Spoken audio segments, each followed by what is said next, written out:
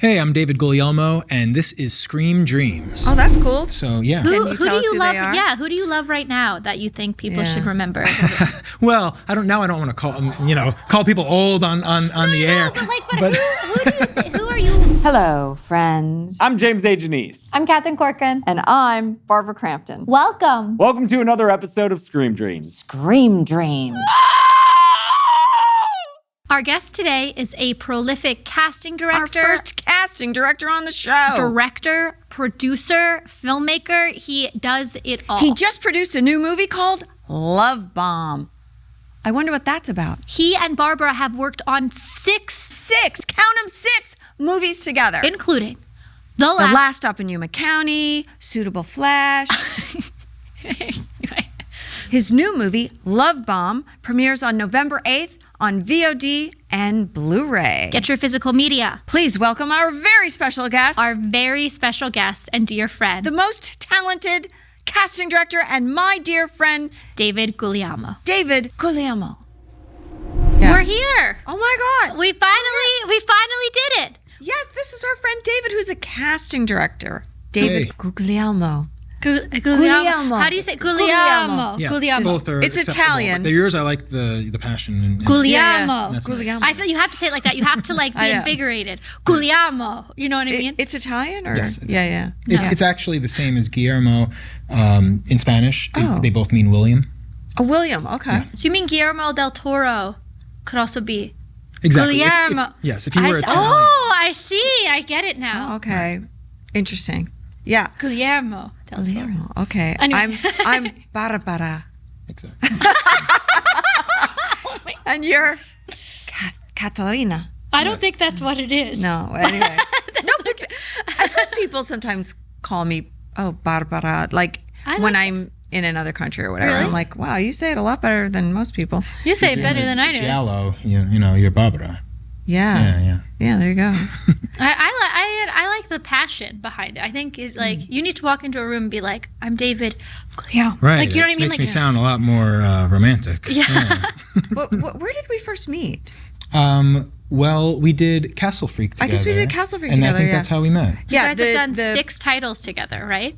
We've done quite a few, but Castle Freak was like a redo of the original, and I was in the original, and I was just a producer on this one. But you found some amazing actors, one of which is Jake Horowitz, who was in The Vast of Night, and has he been doing some other stuff since? Yeah, so he was in Bones and All, the Guadagnino film. He did, I put him in another movie called Shut In with Rainey Qualley. Oh, yeah. And he has a really good career, yeah. And how do you go about finding actors? Like, Yeah, this is the first time we've had a casting director on. So explain what you do for the people at home who don't know what the importance of a casting director and what your job is. Yeah, well, first of all, I'm very flattered and honored to be here. I love the show. Aw, Thank you. Yeah, it's really terrific. So, what I do is find the best actors for each role.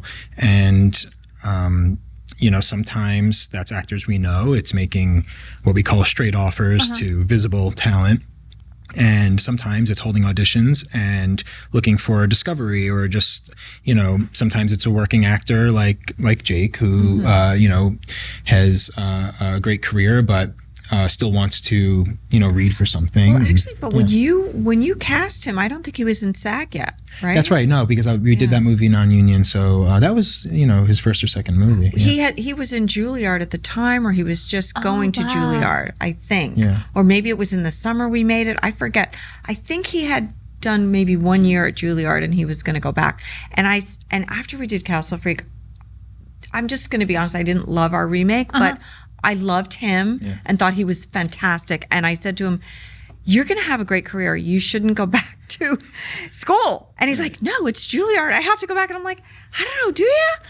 I mean, But when he it's did. He went back. Juilliard, it makes a difference. I think we so. It's talk not- about how experience circumvents a lot of programs because you're training your whole life, but Juilliard is Right. Prestigious. So when you, I know we have breakdown services, like that's an insider term for when a casting director wants to put out a casting call, and that goes to the agents, right? So you're getting submissions from agents for different actors, but you also know a lot of people. So you directly talk to their agent or whoever. Yeah, every casting director has their troupe. They're people that you're always going to call back because you really like them and they make you look good. So I have those people, but I really want to leave no stone unturned. So what I do is if I'm auditioning a role, I not only go out to all agents and managers, but I will put it on, I'll go straight to talent. I'll just go do Actors Access or Casting Networks or one of these. I don't really know much about programs. Actors Access because I don't that is do that. Breakdown Services. But It's the actor side of Breakdown Services. yeah, I don't actually look at that because I guess I rely on my people.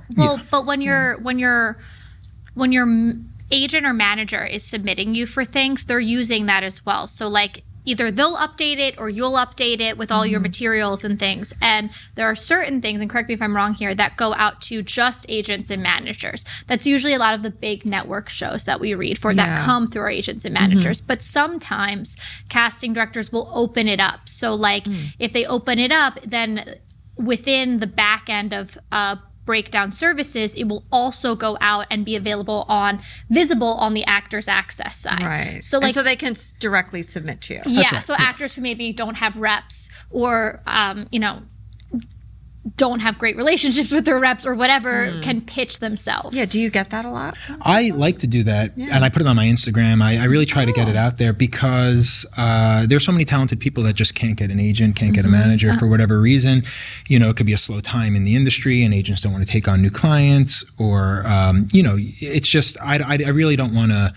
I don't want to be an elitist and only go to people that are with top tier agents. So It depends. It really depends on the role because sometimes producers want visibility, or that helps.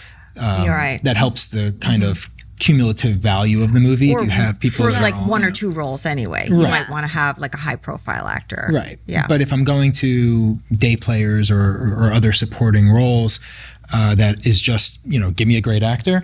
There's something very rewarding about finding someone that's still in school or that is just submitting a self-tape on their own. There's something that I like about that, and I've put a lot of those people in touch with agents, and now they are repped. Right. Yeah. Okay. What do you look for in an audition? I look for authenticity. I look for that star quality, that inexplicable kind of screen presence that a movie star has.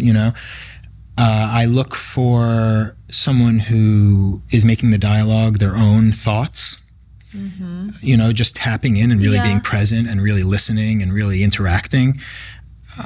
So that's just, great acting. Yeah.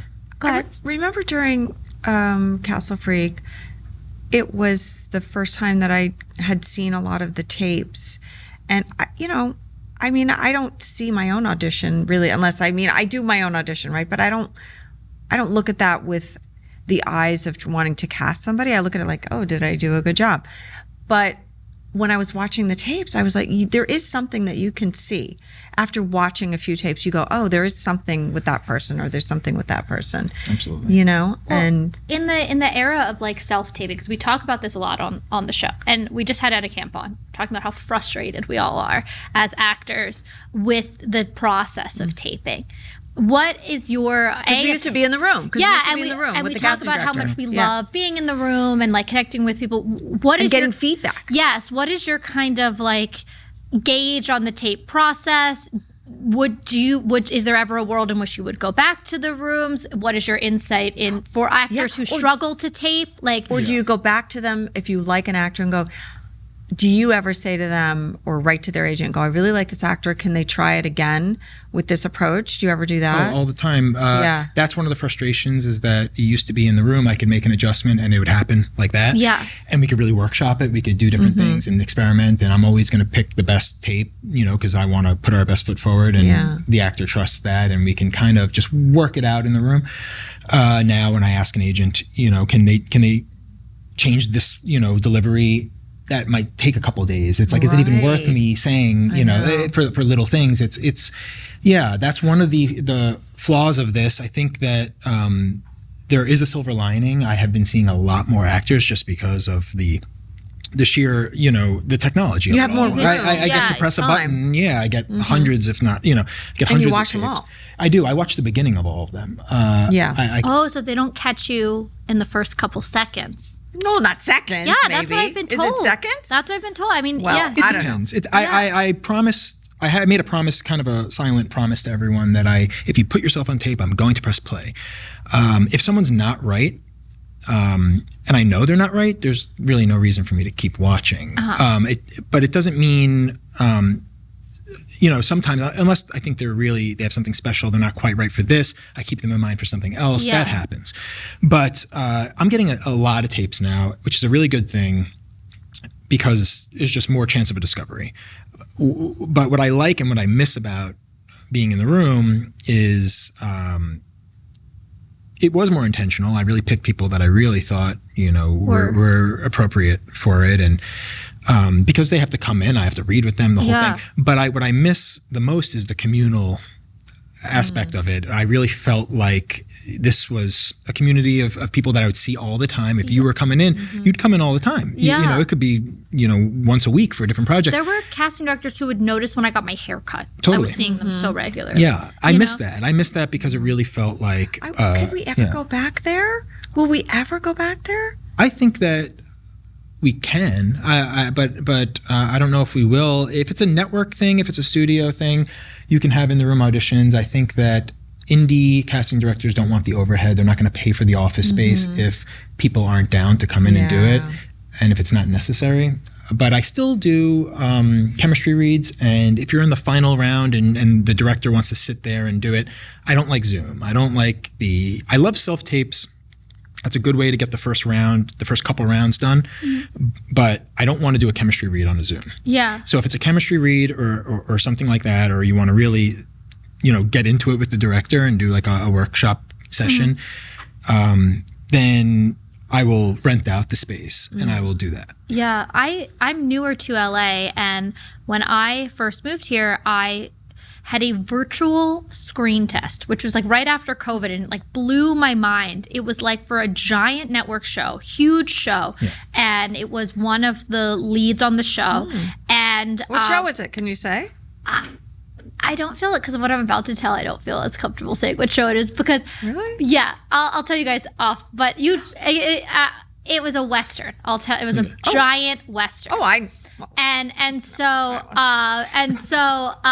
can take a wild guess. It's Taylor Sheridan. And I went and I had a virtual screen test. And when I tell you it was a Zoom with just black boxes and the reader who was like the caster or something. Yeah. It was the most awkward and uncomfortable thing I've ever done. Because I'm telling you, there were definitely probably producers on the other side of those black boxes. Yeah. Yeah, well, that's another thing. Idea, it would have been nice if you could see their faces because then you were acting to them. Yeah, and it just kind of, and I remember, and they'd be like, hold on a second, and whatever was happening. Right. Yeah. But I didn't know, and I found it so kind of demoralizing. It felt like a very Black Mirror, Yeah. And it's a great show, and it ended up working for them. But for me, I felt like I just... Yeah. Well, I that's another thing. I wanted to make sure always that not only did we kind of get the nerves out of the situation, I would talk to the actors, unless they didn't want to. If they're in a zone and I can tell that they, then it's come in, just do the thing. But a lot of them, since I knew them, it's hey, how you been? What's new? And you talk for a while, and it's kind of like the show, I get kind of nervous doing on-camera stuff, but I'm not nervous now because we just talked for a while leading up to it.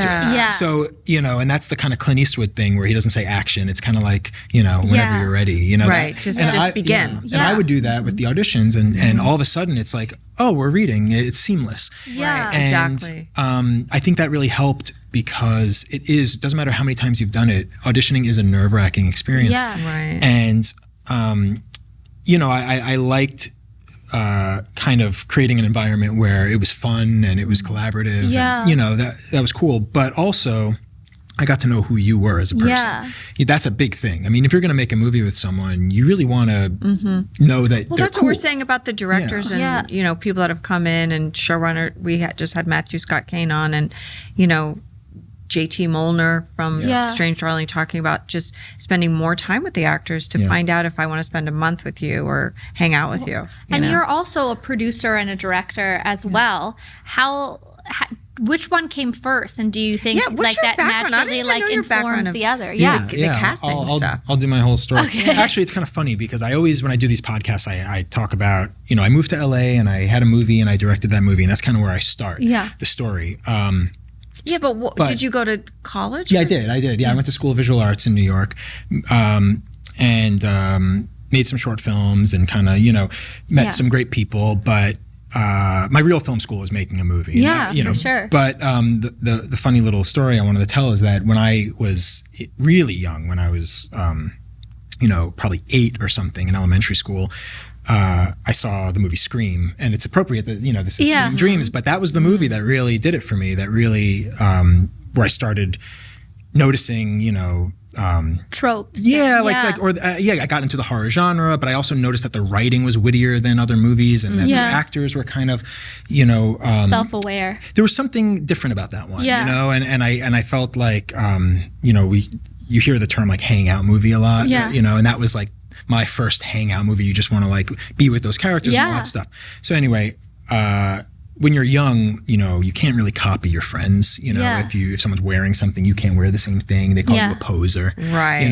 So I watched that movie and I was like, I think I want to be an actor. I love these actors. And my friend was like, you can't do that. I'm an actor. Like, don't be a poser. You got to pick something else. Oh, that's so ridiculous. But it made sense at the time. That's the logic that, like, I was like, no, you're totally right. A young person. Let me think. And then, I actually looked up jobs in the industry. And I wasn't, sophisticated enough to understand what a director did. I didn't really understand like shots or anything like that. But I read casting director and it said, this person picks the actors to put in the movie. And I was like, that's the best job. I want to do that. So there was like, a year when I was like 9 years old saying, I'm going to be a casting director, and I would make these kind of. You were 9. That's so wild. But I didn't say that forever. That was kind of, and then I decided, okay, once I realized what a director does, I was like, all right, that's it for me. I watched Hitchcock and Kubrick and I was like, I want to do this. I moved to LA and I had a script that I wanted to make with a friend of mine. We were, when I first moved to LA, I didn't have a place to live. I didn't have a job. I just kind of came out with $500 in my pocket, and I slept on my friend's couch. My friend Nick Chaquin ended up, we wrote the script together because we were like, if we're under the same roof, might as well just write a script. And since both of us wanted to be directors, it was like, well, no one's going to back down, and we might as well just both direct it together. Yeah. So we did. We directed our first movie and our second movie together. But the casting director of the first film asked me if I wanted to be his assistant after we wrapped the movie. And I was working at a juice bar at the time, so I was like, of course. Like, that sounds good to me. Yeah. And then Who was that? Yeah, Matthew LaSalle. Matthew LaSalle is a mensch. He is really, my mentor and someone who just is just a wonderful person and taught me everything. I learned the ropes from him. But after about 20 movies or so, I was like, all right, I think I can do this. So I opened up my own shop, and basically a couple of producers took a chance on me, and they were doing a couple movies a year. So my resume slowly built up, and then word of mouth got around, and now I've cast over 50 films. Wow. That's amazing. Yeah, thanks. Yeah. It's really, I'm the kind of person that needs I need a job. I need to, not just for money, of course I do, but I need to get up every day and kind of go to the office, So even if you're a successful director, even if you're doing a movie a year, you're still not kind of going in every day, and it's a little different. And I like the regimen. So I kind of miss that too, because as an actress, producer, I'm always trying to get things made, but I'm not always working every day. So, I don't really have a schedule. And I think I've struggled with that my whole life. I mean, for 40 years of my career, I like having a schedule. I do too. But I also find that again, now that we've been virtual, it makes that stability, that schedule go away a little bit. And again, this is a different market, but it used to be, for me at least, and I think you went to SVA, so New York. I used to I'd get up, I'd have usually at least 3 days a week I'd have an audition. Usually that was how it was. It was like, you know, whatever it was, commercial, this, that, like, so you'd get up, you'd go into the city, you'd have your audition, you'd have whatever else you were doing, meetings, classes, whatever else you were doing. And then you'd have your little side hustle. Yeah. And that was your day. And you would be out for the entire day. Right. And then, like, you know, and then you go home and it becomes this like regimen. And now that we're virtual and it just, that goes away, you know? Yeah. How long were you in New York for? 11 years. Wow. Okay. And when did you move to LA? I moved to LA 2.5 years ago, right after, almost 3 years now, right after the pandemic. Right. Yeah. Right at the end of it. Do you like it? You know, it's different. There was this saying when I was younger, because I was a kid actor. I did like Broadway tours, on off Broadway tours and things like that. And there was a thing that a producer who had kind of mentored me had said to me when I was looking at colleges, because my parents were not in the business, so they were like, you have to go to college. And I was looking in New York and LA. I knew it was more about where than the program. And I had one in LA and one in New York, and he said to me, listen to me. LA actors work out in the gym. New York actors work out on the stage. There's no right or wrong, but you need to decide right now what's more important to you. And I think that is like shifted, of course, and the pandemic has kind of become this like great equalizer of like locations and stuff. But I still think that holds true. And like what he was saying is like, LA is very business and image facing. Yeah. New York is for artists. Yeah. And it's true. Like, it's less of a business town. I don't know. I'm an artist. No. But I mean, like, I think, I feel like LA is, like, I feel like we're all artists here. But what the difference is I've noticed since I moved here is, like, the way that people talk about film in LA versus the way that they talk about it in New York. In LA, they talk about the business.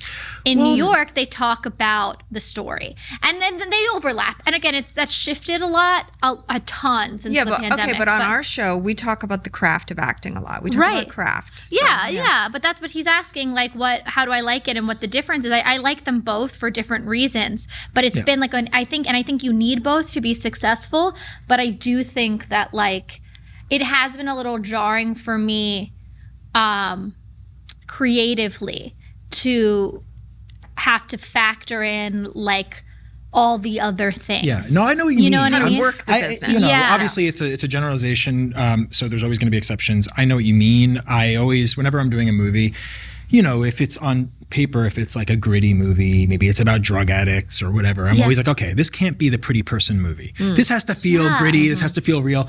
And it always ends up being the pretty person movie. Yeah, I think LA actors are make them look. You know what I've noticed is a lot of LA actors or LA-based actors who haven't done their time like anywhere else are very afraid to be ugly on camera. Right. I want to do like a Safdie brothers thing. Yeah. I'm like, but it's true. I mean, and I look at New York. I mean, you know, there are more character-y. You know, I think the kind of Dustin Hoffmans of the world and you know, people like that I do find come out of New York. Right.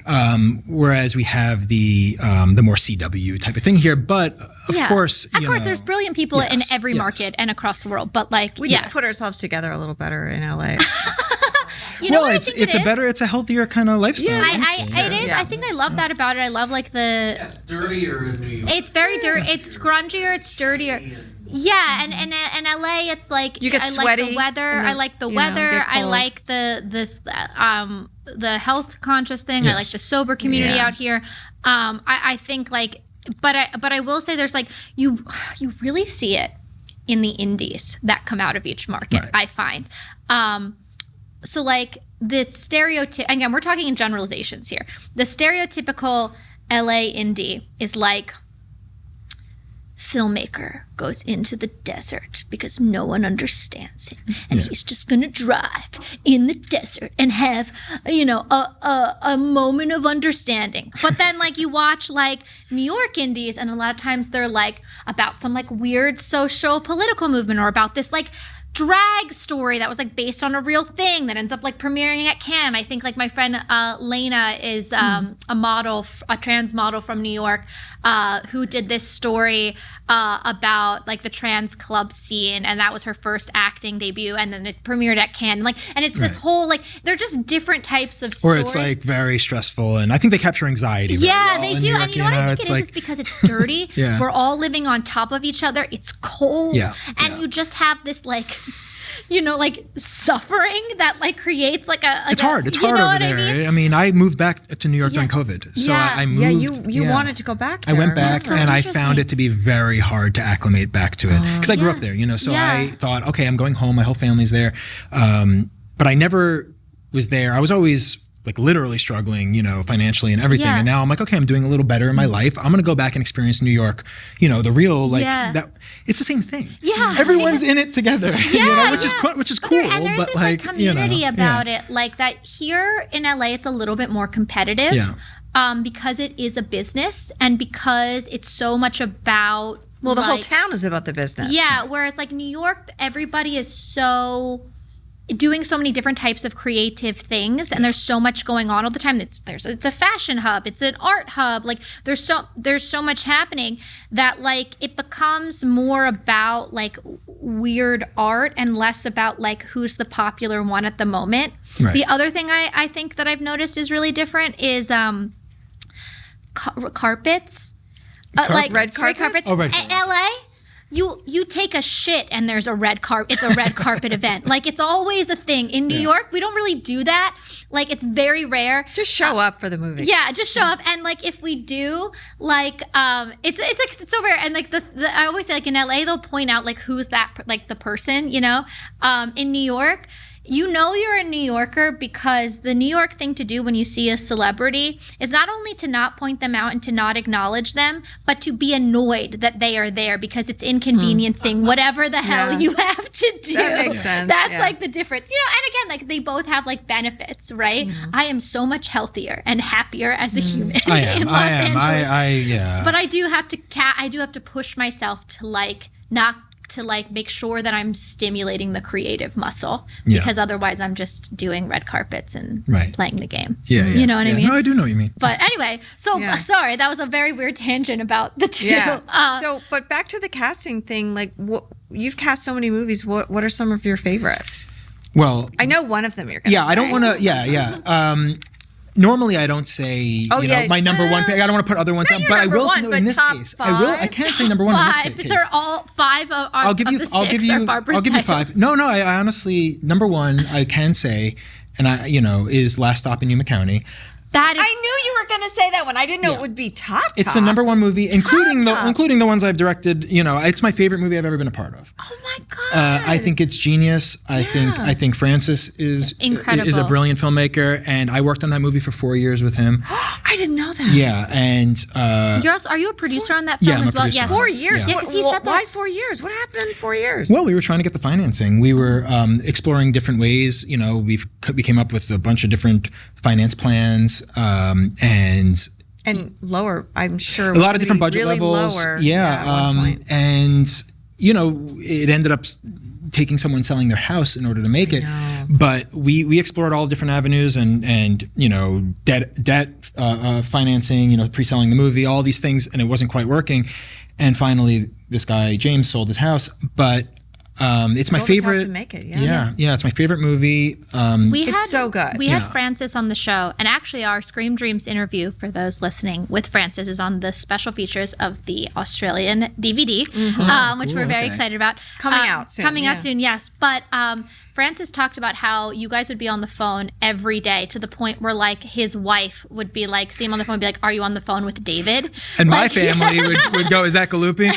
Yeah. It was every day for years and years. I didn't know it was that long. So I think we started in 2020. Wow. And were you attaching actors early on, even before you had the money, or no? Yeah, so we attached Jim and Jocelyn quite early, and then just said, bear with us. We need to get Jocelyn Donahue and Jim Cummings. Yes. And, at that point, we thought it was going to be a bigger movie, and then we had to go back and say, we can't really we got to make it smaller. You're not getting paid as much. Yeah, that whole thing, which, as a casting director, I don't love to do. But in this case, it was such a passion project that everyone was like, no, dude, I will like forfeit my salary, Yeah. And then, my casting assistant, who is really, we've done, over 10 movies together now, probably like around 20. Her name's Emma Fleming. She goes by Alabama Blonde. And she ended up being the costume designer of the film. So it was very familial. It was really kind of like, and you were there, it's like indie film summer camp. Thank you for casting me in it. No, you were I so love great that in movie it. too. Your role, you were so great in it. Sierra McCormick, who we also had on the show, I loved her character. I was like, this is so fun. Everybody in that film. And Richard Brake. Yes. So scary. Oh my gosh. And Nicholas Logan. Yeah. So great. He is really a star, that guy. I think so too. Yeah. How did you piece everyone together? Because this has been something you've been sitting with as a producer and for so long. How did you did you hold auditions? Because nobody auditioned for that, I don't think, because you knew everybody, right? Or did anybody audition? There were a couple auditions, but it's just a better story when we say there were none. There were some. But here's the thing. No, we, Francis and I were totally on the same page. When it stopped being about pre-sales and things like that, it was like, let's just cast the dream team of character actors. Yeah. Let's just, really. I'm glad you're saying that. You are the dream team. I've been saying lately, I want to be a character actress. You are. And especially in that movie. Yeah. well, I think as I get older, I've got to become a character actress. But anyway, go ahead. Yeah, no, you do great character work in that. It's really grounded. It's funny, but it's not like, it's grounded. It's over the top. Yeah. Yeah. So you said you wanted your dream team and whoever you wanted. So go ahead. Yeah. So I knew a lot of these people. I mean, Francis came to me and said Jocelyn Donahue right away with the script. So, but I had known Jocelyn for many years because she did a movie with my friend Oren Shai, a movie called The Frontier, which was actually shot in the same place. And there was a joke that I called The Last Stop in Yuma County, The Frontier 2, because they're very similar. But I knew Jocelyn from that. Richard Brake was one of the first people I had lunch with when I came to LA. He was going to be in my first film, No Way to Live, but then schedules didn't work out. So, Francis brought him up as an idea, and I was just like, yes, totally love that guy. And Sierra, I put in 2 movies.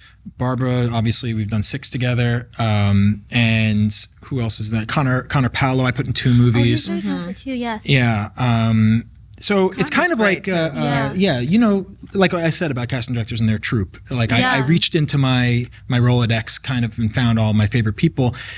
But it's about kind of just being on the same page as the director. And I think that Francis and I are always kind of on this. We just geek out about movies and everything. And I definitely knew what he wanted to do with this. Do you think because you're also a director and producer, it's easy for you to get directors to trust you? Because that's the thing that I've been hearing from my other casting director friends, where they're like, I do all this work and then someone will go, oh, but I got my buddy. And they're like, okay, but how do you feel like you just know what they're looking for? I speak their language. Yeah. Yeah. And I become great friends with all the directors, basically. I mean, it's, I do think it's one of my skills that I can duplicate that vision. Even when I'm auditioning, I know how to direct the actors like the director were in the room, because I know the beats, I know the tone, I know the movies that we're all kind of inspired by and other things. Like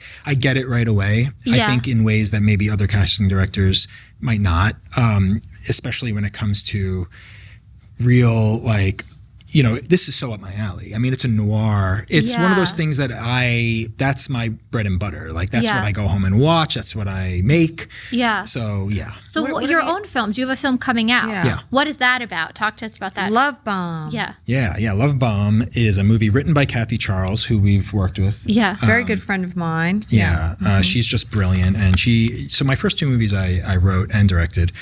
And then this one, Can we watch your other movies? So what are the what are those for those who are unfamiliar? Yeah, so No Way to Live is my first movie. I'm really proud of that movie. And it's pretty wild. It's like, I think that's one of the movies that if I made it today and if more people saw it, it would be kind of controversial. I think, you might not air this episode after you watch it. No, I'm just kidding. I'm kidding. Really? But no, I'm kidding. No, we're It's definitely provocative. It's really wild and provocative, and it got a bunch of, good reviews when it came out. But I'm like, this was a little bit before the time of walking on eggshells with, certain subject matters and political correctness. And it's you'll see. It's The pretty, challenges. yeah. Where can we watch that? That's on Tubi and Pluto and all those kind of VOD things. I think you can watch it on Amazon Prime. Yeah. But I'm exaggerating a little bit. It's got a heart, and it's definitely a throwback to I always called it a paperback movie because I wanted to make a dime store novel on screen. Yeah. Jim Thompson, David Goodis, that type of thing. So I did that movie. My second movie is called Hospitality. And that one is also a thriller, also a noir, starring Emmanuel Shrieky from Entourage and Sam Trammell. They ended up falling in love, and now they are a couple. Many years later, still going strong. I love that. So that was really nice. And that's it's also a romantic movie too. But my third movie, Love Bomb. Kathy came to me and said, "I'm writing a story for you." She watched Hospitality. She really liked that one, and I said, "Well, I'm really flattered. I tend to direct what I write." Yeah. She said, "All right. Well, if you don't like it, I'll just give it to my agent. But I want you to take a look at it first because I think it's up your alley." So I did. I read it, and it just was so playing to all my sensibilities. I mean, she really What's the movie about? got me. It's about a mysterious dating app that links these three strangers together for a one-night stand. And it's a role-playing app, so everyone's kind of nobody is who they seem, and there's a lot of twists and turns, and it gets deadly. Yeah. Yeah. But three interesting. people together for a one-night stand, at the A same time? threesome. Menage a trois, yeah. Oh. Yeah. Threesome. So it's and I cast Jessie Andrews, who is a former adult actress. Oh, interesting. Yeah, this is her first mainstream role. This is full Maxine we're going here. Yeah. I love this. But I met her 12 years ago when she was doing porn at a juice bar, and when I was working there, and I was like, this something, she had that real star quality that I knew. I was like, I want to put her in something. Yeah. And then 10 years later or whatever, she texted me out of the blue. She texted me out of the blue on Instagram and basically said, "Let's work together." And I said, "Wow, okay." Like, I have this thing, and I was thinking about her for that. It was kind of like she read my mind. So she came in and she just knocked it out of the park in the audition, and that's this. I think people are going to be really surprised by how great she is. And there's two other guys in it? And then there's Zane Holtz from Zane Holtz, from Dusk Till Dawn and Hunter Killer and a lot of really great indies. And then Josh Karras, who I've known since my days in college. We used to do short films together. And he's on Boardwalk Empire and The Glass Castle, a lot of really great prestigious films. So put him in a house and, let things get crazy. I love that. I love that. And so it comes out on November 8th on VOD and Blu-ray, correct? Yes, November 8th. What was the process like of then, putting it out there? Who's distributing it? How did because you found the cast pretty simple. That was the easy part. It sounds like you already knew exactly who you wanted for it. How was it getting everyone else on board? Finance it yourself, or you had equity finance? I found one investor who funded the movie, and when I direct movies, I'm doing it just to scratch the creative itch, and I really want to have final cut and all these things, I mean, if I'm doing a bigger movie, I know how to play well with, but for something like this, I'm like, okay, it's contained. I can do this for a smart price. Let's get weird with it. Let's have fun. Yeah. And I shot it in Jersey. They have really good tax incentives. I'm in Philadelphia. Jersey is very underrated to shoot films. I think it's a great market. It is, and it's I think it's like 30% rebate. Yeah. So no, it all made sense, and everyone was from New York, so Yeah. they just kind of commuted in, and anyway, I'm really proud of it. I think that it's my best film, and I'm really excited. And Quiver's distributing it. Quiver's doing it, and they're a great company. Yeah, Quiver did Becky and a lot of other really great genre films. I think that they're putting out some really exciting things, and I hope people take to it. You make these movies and then you put them out in the world and you don't know. What is the dream? Like, would you rather, if you had to choose, here's the question, if you had to choose between directing, producing, casting, what's your order? What's your favorite? Oh, I mean, wow. Probably so hard to choose. I really want to be however I can best get movies made, however I can help. I want to work in that capacity. I think that producing is really rewarding because I like with Francis, I really want to make sure these people who are brilliant first-time directors, I'm really big on first-time directors, I want to make sure they have a good experience. And I want to make sure that they get to make their movie just completely unadulterated, their vision, just like get Final Cut, do it. Make the movie your way because we're making it for, a smart price. That's important to me because I think a lot of directors have a bad first experience and then they don't want to do it anymore. And the industry has a way of really pushing these people out. And they go, because artists are sensitive. Artists are really sensitive. And if you fuck with them too much and take their movie away from them, they're like, to hell with this. I'll write a book or something like that, right? So I think if I had to choose, I'd probably say producing because I love championing artists. I love, doing that. But it's been all kind of the same for me. Yeah. In a weird way, it's like I don't delineate. It's all creative. Where can I step in? Where can I help? It makes sense though, because the best casting directors are the biggest fans of actors. It makes so much sense, what you're saying about how you were I loved the actors. I wanted to act after that because they're the biggest fans, and the best producers are the biggest fans of filmmakers. So it kind of all just goes.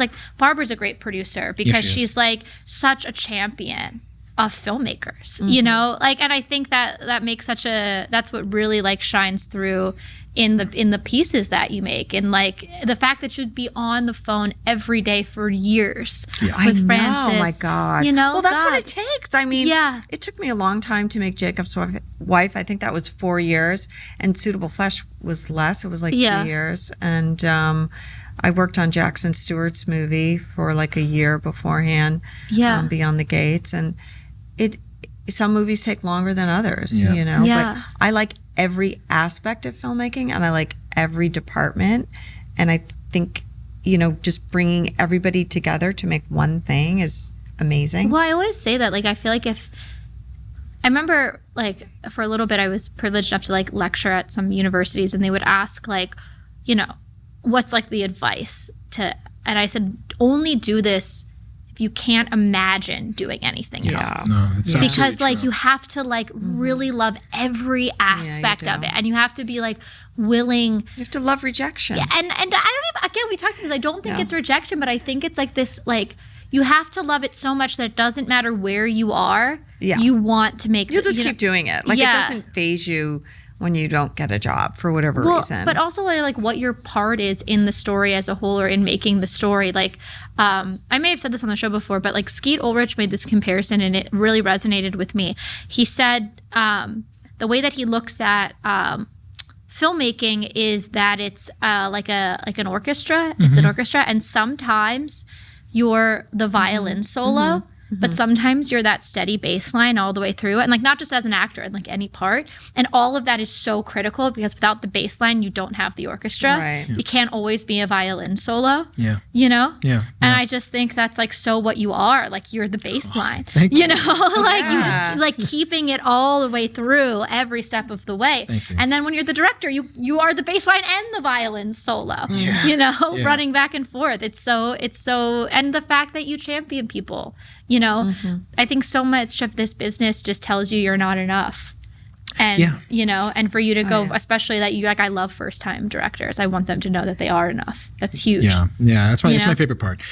And also, I've been doing kind of the opposite end of the spectrum too, where now I've been looking for directors who are kind of old pros that maybe, because there's a lot of ageism and things like that happen. And there are some amazing directors that haven't made a movie in 20, 30 years. Oh, yeah. So I've been trying to find them too. Wow. And and I have a couple. Oh, that's cool. So yeah. Can you Who tell do us you who love? they are? Yeah, who do you love right now that you think people should remember?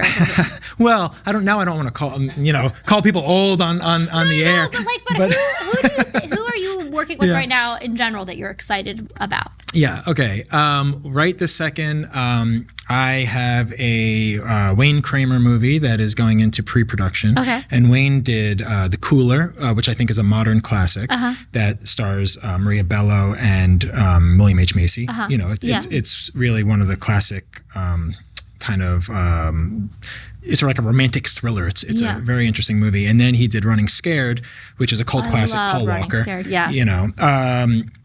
So I have his next movie. Amazing. And it's starring Lucy Hale. Oh, yeah. Yeah. So I'm really excited about that. And it's been. And is that with that big producer that you're working with now? This was Steven Schneider. Yeah, with Steven Schneider. Yeah, who did Strange Darling. Oh, amazing. Yeah. So I'm very excited about that. And Paranormal Activity, didn't he That's right. start there? Yeah, and Insidious and all the Night Shyamalan movies. I mean, the guy is really an expert at this genre. And very excited to be working with him.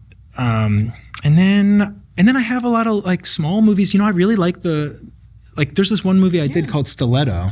Yeah. Oh, that's my friend Gigi. Yeah, you're in it. Wait a second. I have a cameo Oh my God. in it. I have a cameo in it. I do. Yes, you're really good in it. Oh, thank you. Yeah. Thank you. I think that movie is amazing. I have not seen it, but I do love Gigi. She is an actress who has just been like working so hard for so long. She started in the reality television space. She has been she has a little voice just like me. Yeah. She's been like underestimated her entire career. And so she was like, I am just going to fund and make my own film. Yeah. And she did it. That's she pretty funded amazing. the movie. That's crazy. Herself. Yeah. Completely herself. It's That's her own crazy. funds. Yeah. And like because she was like, I want to do a role that's going to showcase And it myself. really does. She's It's terrific. not crazy. What am I saying? Yeah. It's not, sometimes but- that's what you have to do. Yeah, but it's I mean, just like Sylvester Stallone did it. Yeah. And look what it did for his career. Yeah, I think the idea is that she just was like, and I just admire her so much. The idea that like, because I come up against this a lot as like a young blonde actress with this little voice where we just get underestimated all the time. And I love Gigi's just. I never underestimate you. Thank you. I appreciate that. But I know you know what that's like too, I you do. know? Yeah. And I just love Gigi's like balls to the wall attitude. Like, you will see me. I will make you see me. Yeah. Is I that just love movie that. coming out? Did that get sold? Yeah. So I'm gonna help them sell it very soon, within the next Stiletto. month. We're doing a couple little pickup shots and stuff, but I'm gonna help them sell it soon, and it's gonna. I feel very good about its future because it delivers the goods. I mean, cool. Yeah, Cool. It's, That's great to hear. Hopefully, you can come to the next screening. I know. Well, I think I want to come to a screening Yeah, of it too. okay. they did a Yeah. test screening, but they specifically didn't want people who were involved in the film at all or in the film industry really to see it because they want it, which is very smart actually. Yeah. But yeah, I mean, I did You're the I reporter. did a half day on that film. Let's be very clear. It was a cameo. It was a favor to Gigi. Like, let's be very clear. I would not say I am in that film. That is her film. I would, but but thank you. So I mean, look, that's the thing. If I could work with all Gigi's and Francis's, like, Yeah. then Yeah. it's like Right. And you're never working. It's like it's all passion. It's fun. Yeah. Yeah, it is passion. And you said Last Stop was one of your favorite ones. And what are some of your other ones that are your favorites? My other favorites, I did a movie called The Standoff at Sparrow Creek. Yeah, that was a really good film. It was a small movie. We made it for $500,000, and it went to TIFF, and it just got such amazing reviews, and everyone really got it. Yeah. You know, and it's kind of like a chamber piece, like a David Mamet kind of Glenn Glary, Glenn Ross type of thing. So it's just people talking in a room, but it was shot so well and performed so well that it became one of the best movies of the year by many critics. Were saying it directed was that again? A guy named Henry Dunham. Yeah. Yeah. And that's the movie. I'd say the two movies that I get the most phone calls about, people who want to hire me, it's because they saw The Standoff at Sparrow Creek or Last Stop in Yuma County. Oh yeah. Wow. And it's funny because both of those movies are very similar in that the producer said, just cast the best actors. Yeah, they just Right. trusted Don't you. worry about a name. Just cast the best actors. I think that's so important. I understand that we have to have names to a certain extent to get things sold, and obviously like we have like name values. That's why we talk about cameos and things like that. But like I do think at the end of the day, like if you have a great film and the best performance, it's not going to matter. Well, even with Last Stop, I think it's gotten bigger than they thought it was going to be. You know? And I talked to one of the producers on the phone the other day, and he said the movie is being watched and sold in so many territories now that they're making all their money back. Yeah. It's performing, overperforming. Overperforming. It really is in every territory I've been Because hearing. the word of mouth on that film is really great. Yeah. Yeah. But again, if it's a good film, like a friend of mine, Jeff, is the showrunner on the Burrows, which is the new Duffer Brothers show. And we were, before he left to go do that, we were sitting with a bunch of friends, and he said to me, if it's undeniable, it's undeniable. And I thought, and that just like really resonated with me. Like, if it doesn't matter who wrote what, who's the name in it, it doesn't matter. If it's undeniable, it's undeniable. It goes I to think show. Last Stop is just like that. Yeah, people just want a really good story. It's very compelling. It's tense. It's, the thing is, I'm getting calls from relatives, in all over Jersey, Ohio, all these people calling and saying, I saw your movie, and, we're constantly trying to make movies that are seen outside of like New York and LA and the film festivals, right? We're trying to like have movies that reach everyone. So we put all these name actors in them, and we try to market it as, an action movie or whatever we do. And this movie, which is really an art house film, is actually transcending and doing what we always try to do. Yeah. So it's really an interesting experience. My husband actually said to me last night, he goes, I want to watch that movie, The Last Stop in Yuma County, again. And I said, let me text Francis and see if I can just get a link for it so we don't have to pay for it again. Because I didn't buy it, or I don't have like a DVD. Well, I should have a DVD, but I didn't go to that signing. You There should was a buy your signing. movies, though. But you Don't guys do what have to buy Barbara it. does. But You guys do, not Barbara Crampton. But you guys do. But Francis said, I'll send you a link. So he's going to watch it again. Nice. Yeah, it holds up. You could watch it. That's another thing. Replay value is like such a big thing for me, and when I pick my favorite movies. So I think, going back to my favorites, I did a movie called Run, Hide, Fight that I'm really proud of. I was in that. Yes, you're in that. Yeah. Yeah, that was How a good many film. times? I It's a really good want to film. figure out exactly how many titles you guys did do together, because there's so many. It sounds. I think it's more than 6. It might be. I'm going to check IMDb later, but Thank you for when you go on continually my calling me. IMDb and it says people that you might want to also look at, it's always you. Really? So, That's so funny. I love that. Yeah. But I like that movie a lot. It was It's really a, good. It's about a school shooting. it was very hard to get made, and It was.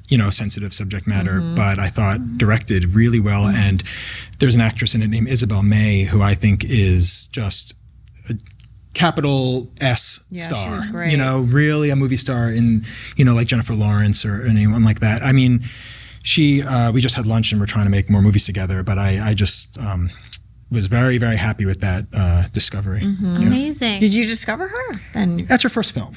okay. She was in a TV show, a kids show. the kids show. Yeah, But that was her first movie. Yeah. I mean, I don't like to say I discovered people because they But there was exist, another- but you know what I mean? Yeah, It's but I like, think another kid sometimes in you're that the one movie. who just like sees them and puts them in something that's going to really make them shine. That's right. It's about finding the right kind ensemble of too. But there the was right 2 fit. boys in that movie. What are their names again? Eli Brown. Eli Brown. He was really great. I just saw him the other day too. He is terrific, and also so Thomas Jane's in the movie. Rodham Mitchell's in the movie. Right. It's just. But who's the other kid that's in the movie? The bigger. That's Cyrus Arnold. Cyrus Arnold. Terrific. I love him. Yeah. I loved him, on the set working with him. Yeah. And then I've seen him pop up and stuff all over. Yeah, he's been having a great career. Those were really hard roles. Agents didn't want to take those roles to their clients. Why? They didn't want them playing. They're the bad guys of the shooters, the bad and guys, it's really. yeah. But if if you played a drug addict, no one would go, "Are you actually addicted to drugs?" Right. So if you play like, it is a hard subject matter. If you played a pregnant mother, no one would go, "Are you actually pregnant?" I think this is our job, is to like. Of course. Right. Well, that's what I mean when I made the joke of, how we're walking on eggshells with things. I try to push against that, not in a way that is, I'm not trying to be a provocateur. I'm not trying to be offensive in any way, but I want to protect just the kind of, even if it is offensive, like that's not the end of the world. We're trying to make art here, and sometimes you need to know that that's okay. You need to try, because I said, people said to me about Run, Hide, Fight. They said, I like it. It's a good script. But what if it doesn't turn out? What if it's like, what if it actually, because you're towing a line, and what if it's like the bad version? And I said, yeah, it might be. We all have to understand that's what we go in with the best intentions, and we try to make it tasteful, but maybe it's not. And I think when like it's difficult subject matter like that, you have to. That's kind of part of our responsibility, is to try to portray it as authentically as possible. And sometimes it's going to resonate with people, and sometimes it doesn't. But similar subject matter, talk about something that's undeniable. Fran Kranz is a really good friend, and he did that film Mass, which was his directorial debut, writer-director debut. Mass is MASS. MASS. It's it's just 4 actors in a room, and they're having a conversation 5 years after a school shooting. 2 people are parents of a victim, and 2 parents are parents of the shooter, and talk really about the performance of the parents of the shooter. Yeah. But that is the real life experience that parents all over this country have to go through, unfortunately. And the film, it won a Saturn Award. It was just like... It premiered at Sundance. It did. I haven't been able to watch it. I want to, but it's emotional. It's a hard film to watch. Yeah. It really is. I got chills listening to the log line. It is. They're showing it. We need to tell stories. They're showing it in acting classes as a master, on performances. And I think it's just... But again, taking the risk, the reason it's so heart-wrenching is because we can feel what that is. But there are people all over the world who don't have empathy for that and need to watch something like that to understand that experience, you know? Mm. I think, all stories need to be told. And that's, so those I'd say are the top, my personal favorites. And I was in another movie that I really liked that was very small, that you cast, Alone with You. Yeah. And I think that's still on Shter. Justin, maybe? yeah. It's also I think it's a Shter original. That movie, so it was 2020 and we had just closed down everything. And this was when people were it was an existential This is thing. when you were wiping your lettuce boxes off. Yes. Yeah. And movie was just unheard of. It's nobody can make a movie. And these 2, they're a couple. Emily Bennett and Justin. Oh my God, Justin. This is going to bother me. Can you look I want to up, say guys? Bruning, but that's Alone not with his you. last name. Justin. We can't say it wrong because I know. Alone with You. I'm going to literally pull his number up right now. Miles and Emily Bennett. Who's the other director? Justin Brooks. Justin Brooks. Justin Brooks. Yes. Yeah. Sorry, Justin. Wait. We'll go over. So it's Emily Bennett and our friend Justin Brooks. Yeah. So they're a couple, and they live together. So they said, why don't we make a movie together? Because we don't have to leave this house. And the majority of the movie is Emily, who's directing but also acting. Yeah. And then we mailed GoPro cameras to Barbara and a couple of other actors. I was my own camera person and my own makeup person and my own lighting designer. It's amazing. Yeah, and I filmed myself. Yeah. So I just that really inspired me. I did that movie for nothing. Justin's background too is he was a cinematographer for Vice and Vox, and he would go into really intense areas sometimes where there were really aggressive civil disobedience happening and things like that, and he would go in with a camera on his back and just cover whatever he could. And so it makes so much sense that you guys would be able to figure out how to just make this work, because he was used to running with a camera on his back. He's if you put I can do a stationary GoPro, no problem. Right. Yeah. And one of the girls was Emma Miles. She was from Orange is the New Black? That's right. And Dora Madison was in it, who is also quite brilliant. She was in that movie Bliss, Joe Begos's movie, and I put her in a movie called right. BFW. So yeah, we just kind of called on people that we knew would be game for something like this. Yeah. We talk about micro budget. I mean, it's like a no budget movie, Yeah. really, nothing. I mean, I did it for nothing, just because I thought that it was such an ingenious kind of thing. Yeah, it's a really cool movie. Yeah, too. it's cool. It turned out really good, and Emily's been getting a lot of other acting jobs since Yeah. then. Really because of that movie, I think. right. Well, one of them I cast called Shelby Oaks. She's in that. Shelby Oaks. Yeah. Oh, that's another movie that we're all looking forward to Yeah, seeing. yeah. We got bought by Chris- Neon. So Chris it's pretty- Stuckman. Yeah. Right, bought by Neon. That's Yeah. amazing. Pretty Well, amazing. okay, so you're able to overcome all these crazy obstacles. What scares you then? Do you just go in full force, full Justin with the camera on your back, or like what is it? When it comes to films, I try to, never let fear dictate anything.